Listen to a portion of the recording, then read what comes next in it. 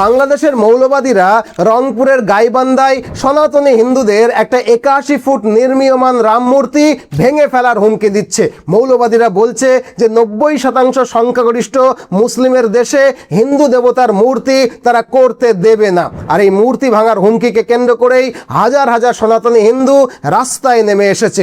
ঢাকায় বিশাল মশাল মিছিল হয়েছে। এমনকি গাইবান্ধার মতো একটা ছোট শহরের ঘটনা কয়েকদিনের মধ্যেই ঢাকা থেকে দিল্লি, সোশ্যাল মিডিয়া থেকে আন্তর্জাতিক মহল পর্যন্ত পৌঁছে গেছে। সনাতনী হিন্দুদের দাবি রংপুর হলো সনাতন হিন্দুদের পবিত্র তীর্থভূমি। অন্যদিকে বাংলাদেশের বুদ্ধিজীবীরা দাবি করছে যে এত বড় মূর্তি তৈরি করবার জন্য যে 22 কোটি টাকা লাগছে সেটা নাকি ভারতের গোয়েন্দা সংস্থা র ফান্ড করছে। এটা নাকি ভারতের রংপুর দখলের নীল নকশার প্রথম পদক্ষেপ। মানে একদিকে সনাতনী হিন্দুরা বলছে এটি সংখ্যালঘু হিন্দু সম্প্রদায়ের ধর্মীয় অধিকারের প্রশ্ন, অন্যদিকে বিরোধীরা বলছে এত বড় প্রকল্পের পেছনে সরাসরি ভারতের গোয়েন্দা সংস্থা র এর হাত রয়েছে। তাই প্রশ্ন হলো, রংপুর কি প্রকৃত অর্থেই সনাতনী হিন্দুদের পবিত্র তীর্থক্ষেত্র?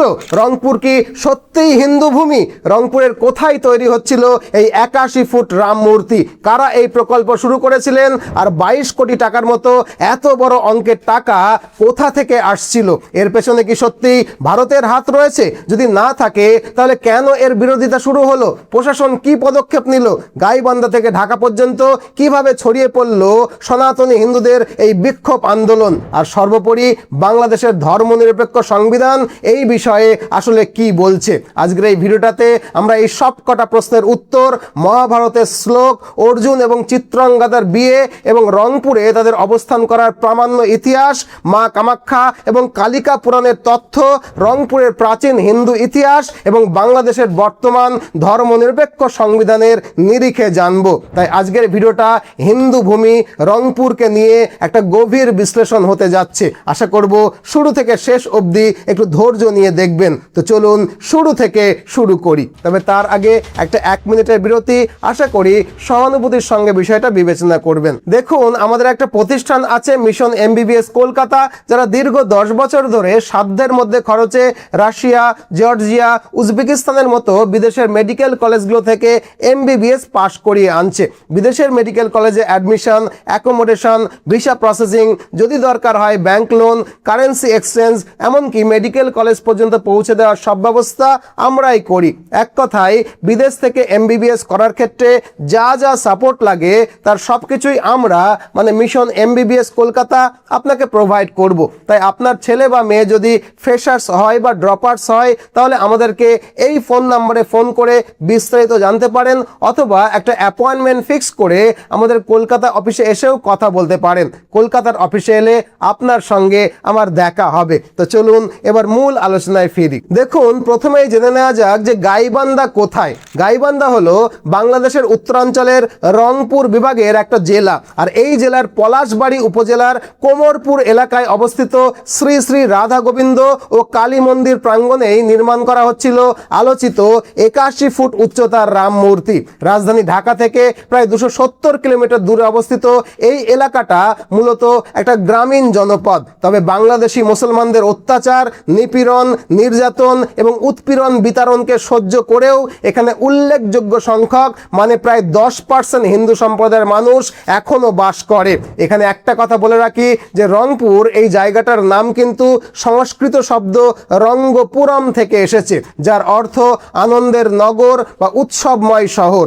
মহাভারতে বর্ণিত আছে যে অর্জুন যখন বিভিন্ন রাজ্য ভ্রমণ করছিলেন তখন তিনি মণিপুর রাজ্যে এসে পৌঁছন। সেখানে রাজা চিত্রবাহনের কন্যা চিত্রাঙ্গদার সঙ্গে তার পরিচয় হয়। পরে তাদের মধ্যে সম্পর্ক গড়ে ওঠে এবং তারা বিবাহ বন্ধনে আবদ্ধ হন। চিত্রাঙ্গদার বাবার শর্ত ছিল যে তার কন্যার গর্ভে একটা পুত্র সন্তান জন্ম না হওয়া পর্যন্ত অর্জুনকে মণিপুরেই থেকে যেতে হবে। এই জন্যই মহাভারত অনুসারে অর্জুন এবং চিত্রাঙ্গদা তখনকার রঙ্গপুরম বর্তমানে রংপুর অঞ্চলে ভ্রমণ এবং মৃগয়ায় এসেছিলেন, যাতে তারা একান্তে সময় কাটাতে পারে এবং পুত্র সন্তান প্রাপ্ত হতে পারে। প্রাচীন সংস্কৃত শ্লোকে স্পষ্টভাবে এর উল্লেখ রয়েছে। অর্জুনস্য চিত্রাঙ্গদা রঙ্গপুরম সমাগৌত তত্র একান্তে রম্যমানে কালম উষিত বৌন্ত, যার অর্থ হলো অর্জুন এবং চিত্রাঙ্গদা রঙ্গপুরম নামক স্থানে আগমন করেছিলেন এবং সেখানে একান্তে আনন্দময় সময়কে অতিবাহিত করেছিলেন। পরবর্তীকালে অর্জুন এবং চিত্রাঙ্গদার এক পুত্র সন্তানের জন্ম হয়, যার নাম বভ্রুবাহন। অর্জুন পুত্র এই বভ্রুবাহন পরে মণিপুরের রাজা হন এবং অশ্বমেধ যজ্ঞের পর এই বভ্রুবাহন রঙ্গপুরমকে তার রাজ্যভুক্তও করেন। এর পরবর্তী প্রাচীনকালে মানে প্রায় 4th থেকে 1200 শতকের বর্তমানের আসাম, উত্তর পূর্ব ভারত এবং কিছু অংশ বর্তমান বাংলাদেশের রংপুর মানে সেই সময়কার রঙ্গপুরম মিলে একটা বৃহৎ রাজ্য ছিল, যার নাম ছিল কামরূপ রাজ্য। এই কামরূপ রাজ্যের রাজধানী এবং ধর্মীয় কেন্দ্র ছিল কামাখ্যা, বর্তমান গুয়াহাটি অঞ্চল। কামরূপ রাজ্যের অংশ হিসাবে রংপুর ছিল হিন্দুদের শক্তির উপাসনা বা তান্ত্রিক উপাসনার একটা মূল কেন্দ্র বা অন্যতম মূল কেন্দ্র। অর্থাৎ শুরু থেকে এই অঞ্চলে মা কালীর উপাসক শাক্ত সম্প্রদায়ের হিন্দুরা বসবাস করতেন। সেই সময় রংপুর জুড়ে প্রচুর কালী মন্দির নির্মিত হয়েছিল, অর্থাৎ রংপুর বা রঙ্গপুরম প্রাচীন কালীক্ষেত্র ছিল।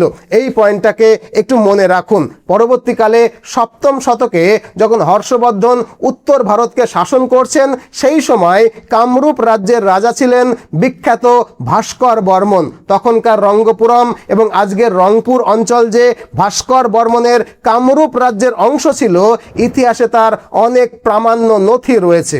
আমরা জানি 7ম শতকে ভাস্কর বর্মনের আমলে চীনা পরিব্রাজক হিয়েনসাং কামরূপে আসেন।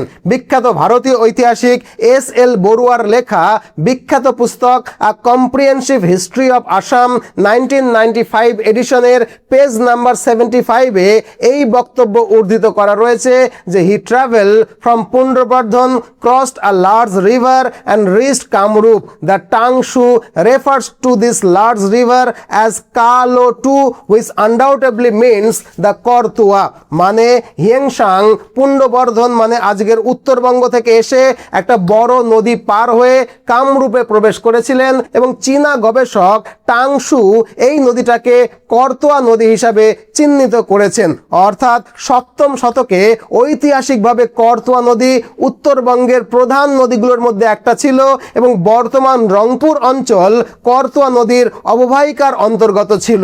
ফলে করতোয়া পর্যন্ত বিস্তৃত কামরূপ রাজ্যের মধ্যে বর্তমান রংপুর অঞ্চলটা পড়তো। এখন কামরূপ রাজা ভাস্কর বর্মন শিবভক্ত ছিলেন। কেন বলছি কথা? কারণ তার নিধনপুর তাম্র শাসনের শুরুতেই শিবের উদ্দেশ্যে মঙ্গলাচারণের কথা বলা হয়েছে। ভাস্কর বর্মনের নিধনপুর তাম্রপত্রের লেখা শুরুই হয়েছে এভাবে যে প্রণম্য দেবং শশী শেখর প্রিয়ং পিনানিকং ভস্যম পৈতৃব ভূষম, অর্থাৎ চন্দ্রশেখর প্রিয় পিনাকধারী এবং ভস্য দ্বারা অলঙ্কৃত সেই দেবতা শিবকে প্রণাম করে এই লেখা শুরু করছি। অর্থাৎ 7ম শতকে ভাস্কর বর্মনের রাজত্বকালে বর্তমানে রংপুর, তখনকার রঙ্গপুরমে শিবের উপাসনা শুরু হয়। সেই সময় রংপুর জুড়ে প্রচুর শিব মন্দির তৈরি হয়েছিল, অর্থাৎ রংপুর একটা শিব ক্ষেত্র হিসেবেও পরিচিত হয়ে উঠেছিল। এতক্ষণের আলোচনায় রঙ্গপুরম, কালীক্ষেত্র এবং শিবক্ষেত্র এটাকেও কিন্তু মনে রাখুন। এবার পরবর্তীকালে 1500 থেকে 1600 শতকে শ্রী চৈতন্যদেবের সময়কালে গৌড়ীয় বৈষ্ণব আন্দোলনের সময় উত্তরবঙ্গের দিনাজপুর, রংপুর, রাজশাহী অঞ্চলে ভক্তি আন্দোলন ছড়িয়ে পড়ে। ফলে রংপুর অঞ্চলেও কীর্তন, নাম সংকীর্তন, কৃষ্ণ ভক্তির সংস্কৃতি ধীরে ধীরে জনপ্রিয়তা লাভ করে। আর বৈষ্ণবদের মহামন্ত্রই হলো, আপনারা জানেন, হরে কৃষ্ণ কৃষ্ণ কৃষ্ণ হরে হরে, হরে রাম রাম রাম হরে হরে। অর্থাৎ এটি কৃষ্ণভূমি এবং রামভূমিতেও পরিণত হয় এবং এই সময়ে রংপুর জুড়ে প্রচুর কৃষ্ণ মন্দির এবং রাম মন্দির তৈরি হয়েছিল। সব মিলিয়ে এখনকার রংপুর মানে তখনকার হিন্দু ভূমি রঙ্গপুরম শক্তি কালীক্ষেত্র, শৈব শিবক্ষেত্র এবং বৈষ্ণব কৃষ্ণ এবং রামক্ষেত্র হিসাবে ঐতিহাসিকভাবে প্রমাণিত। পরবর্তীকালে পূর্ব ভারতে যখন ইসলামিক আগ্রাসন শুরু হয় সেই সময় কট্টর ইসলামিক মৌলবাদীরা রংপুরের সমস্ত কালী মন্দির, সমস্ত শিব মন্দির, কৃষ্ণ মন্দির, রাম মন্দিরকে ধ্বংস করে ফেলে। এই রকম ইসলামিক ধ্বংসলীলার মধ্যে যে কয়েকটা হাতে গোনা মন্দির এখনও টিকে আছে তাদের মধ্যে উল্লেখযোগ্য হলো এই শ্রী শ্রী রাধা গোবিন্দ এবং কালী মন্দির। অর্থাৎ রংপুর বিভাগের গাইবান্ধা জেলার পলাশপুর উপজেলায় শ্রী শ্রী রাধা গোবিন্দ কালী মন্দির হলো কালী উপাসক শাক্ত, শিব উপাসক শৈব এবং বিষ্ণু উপাসক বৈষ্ণবদের মিলন ক্ষেত্র। আর এই জন্যেই এই মন্দির কমপ্লেক্সটিকে উত্তরবঙ্গের এমনকি গোটা বাংলাদেশের ধর্মপ্রাণ হিন্দুদের কাছে পবিত্র তীর্থভূমি। আর এটাকে তীর্থস্থান হিসাবে আরও বেশি জাঁকজমকপূর্ণ বানানোর জন্য শ্রী শ্রী রাধা গোবিন্দ ও কালী মন্দির কমিটি উদ্যোগী হন। এর উদ্দেশ্য হলো পলাশপুরকে একটা হিন্দু তীর্থক্ষেত্রে পরিণত করা, যাতে সারা বাংলাদেশ থেকে হিন্দু তীর্থযাত্রীরা এখানে আসে এবং পলাশপুরের অর্থনৈতিক উন্নতি হয়। আর এই উদ্দেশ্যে গত 5 বছর ধরে তারা সারা বাংলাদেশের ধর্মপ্রাণ সনাতনী হিন্দুদের কাছ থেকে ছোট ছোট অঙ্কের অর্থ সাহায্য গ্রহণ করতে থাকে। এভাবে ভক্তদের ছোট বড় দানকে একত্রিত করে মন্দির কমিটি মোটামুটি 20 কোটি টাকা মতো জোগাড় করে ফেলেন। এখানে একটা কথা বলে রাখি, অযোধ্যার রাম মন্দির নির্মাণের জন্য প্রায় 4000 কোটি টাকার চাঁদা একত্রিত হয়েছিল। সেখানে মাত্র 22 কোটি টাকা জোগাড় করাটা এমন কিছু কঠিন কাজ নয়, কারণ হিন্দুরা অত্যন্ত দানশীল। তাই পলাশপুরকে একটা তীর্থক্ষেত্রে পরিণত করার পরিকল্পনা অনুযায়ী এখানে 30 ফুট উঁচু শিব মূর্তি, 50 ফুট উঁচু শ্রীকৃষ্ণের মূর্তি, 81 ফুট উঁচু ভগবান রামের মূর্তি নির্মাণের পরিকল্পনা নেওয়া হয়েছিল। এখানে কালী মূর্তি আগে থেকেই ছিল, যিনি শাক্ত দেবী, শিবের মূর্তি করা হয়েছে কারণ এটা ঐতিহাসিকভাবে শৈবদের পবিত্র ভূমি, এবং যথাক্রমে কৃষ্ণ এবং রামের মূর্তি বানানো হয়েছে কারণ এটা বৈষ্ণব ভূমিও বটে। পাশাপাশি পুরো এলাকাটাকে একটা ধর্মীয় এবং সাংস্কৃতিক কমপ্লেক্স রূপে তৈরি করার লক্ষ্যও কিন্তু ছিল, যাতে পলাশপুরকে হিন্দুদের একটা পবিত্র তীর্থস্থান হিসাবে বানানো যায় এবং তীর্থ করতে আসা হিন্দু তীর্থযাত্রীদের টাকায় পলাশপুরের আর্থিক উন্নতি এবং আর্থিক বিকাশ হয়। পরিকল্পনা অনুযায়ী এখানে 30 ফুট উঁচু শিব মূর্তি এবং 50 ফুট উঁচু শ্রীকৃষ্ণের মূর্তি স্থাপন অনেক দিন আগেই সম্পন্ন হয়েছে। আর 81 ফুট উঁচু ভগবান রামের মূর্তি নির্মাণের কাজও প্রায় 80% হয়ে গেছে। এই প্রকল্পের সবচেয়ে বড় আকর্ষণ ছিল 81 ফুট উঁচু রাম মূর্তি, যা নির্মিত হলে বাংলাদেশের ইতিহাসে সবচেয়ে বড় রাম মূর্তি হয়ে উঠত। আশা করি এই অবধি বিষয়টা বুঝলেন। আর এই অবস্থায় রংপুরের 90% মুসলিমরা ঈর্ষান্বিত হয়ে একজোট হয় এবং রাম মূর্তি নির্মাণের কাজে বাধা দেয়। আর মুসলমানরা যে সারা পৃথিবী জুড়ে সমস্ত সভ্যতাকে ভেঙে বেরিয়েছে, মূর্তি ভেঙেছে, এটা প্রমাণ করবার জন্য নিশ্চয়ই কোনো ঐতিহাসিক দলিল, কোনো ঐতিহাসিক তথ্যের দরকার হবে না। আপনারা প্রত্যেকেই জানেন এবং মানেন। অর্থাৎ আজকের বাংলাদেশের উগ্র ইসলামিক মৌলবাদীদের মাথার মধ্যে মুসলিম দেশে হিন্দু মূর্তি তৈরি করতে দেব না এই ভাবনাটা কাজ করছিল। কিন্তু এ কথা তো আর মুখে বলা যায় না, সংবাদ মাধ্যমের সামনে বলা যায় না। তাই তারা অভিযোগ করে যে 22 কোটি টাকার মতো বিশাল প্রকল্পের অর্থের উৎস কতটা স্বচ্ছ, কারা অনুদান দিচ্ছে, বিদেশি অর্থ এসেছে কিনা, প্রকল্পের আর্থিক হিসাব নিকাশ প্রকাশ করা হয়েছে কিনা, এই প্রশ্নগুলোকে কেন্দ্র করে স্থানীয় পর্যায়ে আলোচনা শুরু হয় এবং পরে বিষয়টা জাতীয় পর্যায়েও আলোচনায় উঠে আসে। এখন সমস্যা হলো হিন্দুরা কতখানি দানশীল এই বিষয়ে মৌলবাদীদের কোনো ধারণা থাকার কথা নয়। ভারতবর্ষের এক একটা মন্দিরে টন টন সোনা সঞ্চিত আছে। কেন? তার কারণ হিন্দুরা দানশীল। যে সোনার খোঁজে লুটেরা সুলতান মাহমুদ, লুটেরা মোহাম্মদ ঘুরিরা বারবার ভারত আক্রমণ করেছিল, যার ইতিহাস আমরা জানি। এ তো গেল অতীতের কথা।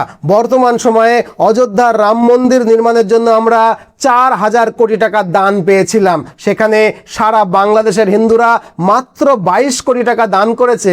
এটুকুই মৌলবাদীদের হজম হচ্ছে না। মানে হিন্দুদের দানশীলতা সম্পর্কে এই কট্টর ইসলামিক মৌলবাদীদের কোনো আন্দাজ নেই বলেই হজম করতে পারছে না। আর তাই তারা এর মধ্যে ভারতের গোয়েন্দা সংস্থা রয়ের ভূত দেখছে। আসলে এটা তাদের ধর্মান্ধতা। পৃথিবীর ইতিহাস সাক্ষী, মুসলিমরা যেখানে সংখ্যাগরিষ্ঠ হয়ে যায় সেখানে অন্য ধর্মের মানুষের ধর্ম আচরণ পালন করার কোনো অধিকারই থাকে না। আর এজন্যই পৃথিবী জুড়ে মুসলমানরা আজ এত ঘৃণার মুখোমুখি হচ্ছে। যাই হোক, পলাশপুরে স্থানীয় মৌলবাদীদের চাপে বিতর্ক বাড়তে বাড়তে এমন পর্যায়ে পৌঁছে যায় যে প্রশাসন এবং মন্দির কর্তৃপক্ষ উভয়েই পরিস্থিতি নিয়ে উদ্বেগ প্রকাশ করতে শুরু করে। তাই অবশেষে 2026 সালের জুন মাসে মন্দির কমিটি সিদ্ধান্ত নেয় যে নির্মাণ কার্য সাময়িকভাবে স্থগিত রাখা হচ্ছে। তবে নির্মাণ বন্ধের খবর সামনে আসতেই বাংলাদেশের বিভিন্ন হিন্দু সংগঠন এবং ছাত্র সংগঠন প্রতিবাদ জানাতে শুরু করে। ফলে গাইবান্ধা থেকে শুরু করে ঢাকা, এমনকি দেশের বাইরেও এই বিষয় নিয়ে প্রতিবাদ, বিবৃতি এবং সোশ্যাল মিডিয়ায় প্রচার শুরু হয়। ঢাকা শহরে সনাতনী হিন্দুরা বিশাল মশাল মিছিল করে।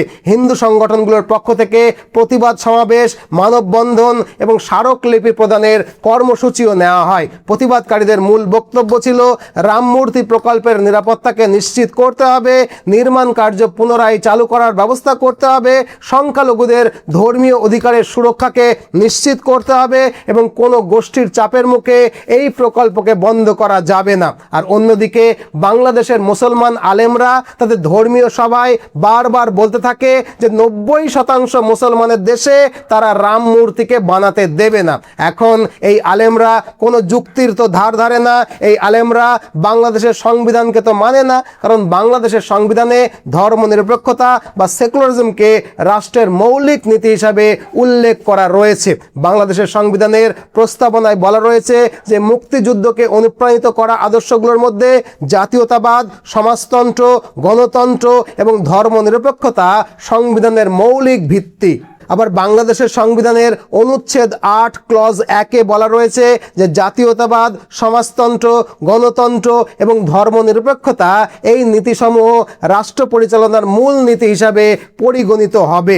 একইভাবে বাংলাদেশের সংবিধানের অনুচ্ছেদ 12 ক্লজ ঘয়ে বলা রয়েছে যে ধর্মনিরপেক্ষতার নীতি বাস্তবায়ন করতে কোনো নির্দিষ্ট ধর্ম পালনকারী ব্যক্তির বিরুদ্ধে বৈষম্য বা নিপীড়ন করা যাবে না। একইভাবে বাংলাদেশের সংবিধানের অনুচ্ছেদ নম্বর 28 ক্লজ 1-এ বলা রয়েছে রাষ্ট্র কেবল ধর্ম, বর্ণ, জাত, লিঙ্গ বা জন্মস্থানের কারণে কোনো নাগরিকের বিরুদ্ধে বৈষম্য করবে না।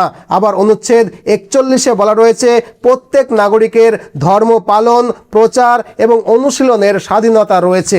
অতএব একজন ভারতীয় শিক্ষক হিসাবে প্রধানমন্ত্রী তারেক রহমানকে আমি মনে করিয়ে দিতে চাই যে দেশকে সংবিধান মোতাবেক পরিচালনা করবার জন্য বাংলাদেশের মানুষ ভোট দিয়ে আপনাকে প্রধানমন্ত্রী বানিয়েছেন।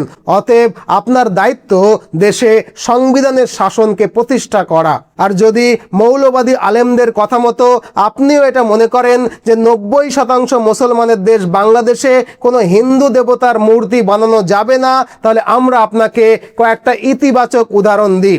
ইন্দোনেশিয়া হলো বিশ্বের বৃহত্তম মুসলিম সংখ্যাগরিষ্ঠ দেশ, কিন্তু সেখানে রামায়ণ এবং মহাভারতকে জাতীয় সংস্কৃতির অংশ হিসাবে দেখা হয়। ইন্দোনেশিয়ার টাকায় গণেশের প্রতিকৃতি ছাপানো থাকে। ইন্দোনেশিয়ার জাতীয় বিমান সংস্থার নাম হলো গরুর ইন্দোনেশিয়া, আর গরুর হলো ভগবান বিষ্ণুর বাহন। এছাড়াও ইন্দোনেশিয়ায় বিভিন্ন সরকারি স্থাপনা, সাংস্কৃতিক কেন্দ্র এবং পর্যটন এলাকায় রামায়ণের চরিত্রগুলোর ভাস্কর্য দেখা যায়। এমনকি ইন্দোনেশিয়ার বর্তমান রাষ্ট্রপতি বা প্রধানমন্ত্রী তার নামের আগে রাম উপাধি ধারণ করেন। শুধু ইন্দোনেশিয়া নয়, সৌদি আরবে হিন্দু মন্দির তৈরির কাজ শুরু হয়েছে। সংযুক্ত আরব আমিরাত এবং উপসাগরীয় অঞ্চলে হিন্দু মন্দির নির্মাণের খবর আপনারা নিশ্চয়ই শুনেছেন, নিশ্চয়ই দেখেছেন। ভারতের প্রধানমন্ত্রী নরেন্দ্র মোদী সেই মন্দিরগুলোর উদ্বোধনেও গেছিলেন। অথচ বাংলাদেশে ঠিক এর উল্টোটা ঘটছে। বাংলাদেশের সাম্প্রতিক বছরগুলোতে শুধু হিন্দু মন্দির নয়, সুফি মাজার এবং দরগাহগুলোর উপরেও হামলার ঘটনা ঘটছে। বাংলাদেশ পুলিশের তথ্য অনুযায়ী 2024 সালের অগাস্টের পর থেকে 80টিরও বেশি সুফি মাজার এবং দরগায় ভাঙচুর, অগ্নিসংযোগ এবং হামলার অভিযোগ নথিভুক্ত হয়েছে। আরব দেশগুলোতে হিন্দু মন্দির বানানো হচ্ছে, রামায়ণ মহাভারতকে তাদের পাঠ্যপুস্তকে অন্তর্ভুক্ত করা হচ্ছে, আর আপনারা বাংলাদেশে রামের একটা মূর্তি তৈরি করতে দিচ্ছেন না। এখন যদি দিন দিন বাংলাদেশের এই রকমের কট্টর এবং জিহাদি মনোভাব আন্তর্জাতিক ক্ষেত্রে প্রচারিত বাস্তবায়িত হয় তাহলে বাংলাদেশের কি কি সমস্যা হবে এগুলোও কিন্তু একবার ভেবে দেখবেন। আপনারা হয়তো জানেন যে বাংলাদেশের প্রতিনিধি হিসাবে খলিলুর রহমান বর্তমানে প্রেসিডেন্ট অফ ইউনাইটেড নেশনসের জেনারেল অ্যাসেম্বলি অর্থাৎ জাতিসংঘের সাধারণ পরিষদের সভাপতি পদে রয়েছে খলিলুর রহমান। তিনি এই পদে আরও 1 বছর সময় কিন্তু থাকবেন। এখন জাতিসংঘের সাধারণ সভায় বাংলাদেশের এই ঘটনাকে তুলে ধরে যদি কেউ অভিযোগ করে যে বাংলাদেশে এখন একটা কট্টর জিহাদি সরকার চলছে, তাহলে সেই প্রশ্নকে আপনাদের খলিলুর রহমান কিভাবে সামলাবেন? এমনিতেই বাংলাদেশ একটা কট্টর মৌলবাদী দেশ হিসেবে পরিচিতি লাভ করছে, আর এখন যদি বিষয়টা আন্তর্জাতিক পর্যায়ে চলে যায় বাংলাদেশের কত বড় ক্ষতি হবে নিশ্চয়ই অনুভব করতে পাচ্ছেন। তাছাড়া বাংলাদেশের অধিকাংশ যুবক আজ বিদেশ থেকে টাকা রোজগার করে বাংলাদেশে পাঠায়, যেটাকে রেমিটেন্স বলে। আর এই রেমিটেন্স বাংলাদেশের মোট জিডিপির প্রায় 7% বা 7%। এখন বাংলাদেশ দিন দিন যেভাবে উগ্র সাম্প্রদায়িক এবং জিহাদি দেশে পরিণত হচ্ছে, তাতে ইউরোপ এবং আমেরিকার মতো দেশে বাংলাদেশি যুবকদেরকে কেউ কাজে রাখতে চাইছে না। এভাবে বাংলাদেশ যদি আরও বেশি উগ্র জিহাদি দেশ হয়ে ওঠে তাহলে খুব শীঘ্রই বাংলাদেশ তার 7% রেমিটেন্স কিন্তু হারিয়ে ফেলবে। অতএব বাংলাদেশের প্রতিটা আভ্যন্তরীণ ঘটনায় ভারতের গোয়েন্দা সংস্থা রয়ের ভূত দেখা বন্ধ করুন। মিস্টার তারেক রহমান, যারা আপনাকে ভোট দিয়ে জিতিয়েছেন সেই 10% হিন্দুদের নিজেদের ভূমিতে বসবাস করবার, ধর্মীয় রীতিনীতি পালন করবার অধিকারকে সমর্থন করুন। তাছাড়া 3টি মূর্তির মধ্যে যখন 2টো মূর্তির কাজ শেষ হয়েই গেছে এবং 3য় মূর্তির 80% কাজ অলরেডি সম্পন্ন হয়েছে, তখন একজন ভারতীয় শিক্ষক হিসাবে আমরা আশা করব বাকি 20% কাজও নির্বিঘ্নে সম্পন্ন হবে বাংলাদেশের প্রশাসনের নিরাপত্তায়। একজন ভারতীয় শিক্ষক হিসাবে বাংলাদেশের উত্তরোত্তর উন্নতি কামনা করি। বাংলাদেশ সুস্থ থাক, ভালো থাক, বাংলাদেশে হিন্দু মুসলমান সম্প্রীতি নিয়ে বসবাস করুক। আশা করি বিষয়টা খুব সহজভাবে আপনাদেরকে বুঝিয়ে বলতে পারলাম। আর এত লম্বা একটা ভিডিও আমার সঙ্গে এতক্ষণ ধরে দেখার জন্য অনেক অনেক ধন্যবাদ। ভিডিওটা শুরুতে যেটা বলছিলাম, আমাদের একটা প্রতিষ্ঠান রয়েছে মিশন MBBS কলকাতা, যারা বিদেশ থেকে ডাক্তারি পড়িয়ে আনতে সব রকমের সহায়তা করে। যদি আপনি আপনার ছেলে বা মেয়েকে সাধ্যের মধ্যে খরচে বিদেশ থেকে ডাক্তারি পড়িয়ে আনতে চান, তাহলে এই নম্বরে ফোন করে বিস্তারিত জানতে পারেন, অথবা ফোন করে একটা অ্যাপয়েন্টমেন্ট বুক করে আমাদের কলকাতার অফিসে এসেও কথা বলতে পারেন। কলকাতার অফিসে এলে আপনার সঙ্গে আমার দেখা হবে। আজ এ পর্যন্তই, নতুন ভিডিও নিয়ে আবারও দেখা হবে। ততদিন ভালো থাকবেন, সুস্থ থাকবেন, সদা সর্বদা ভারতের পক্ষে থাকবেন। জয় হিন্দ, জয় ভারত।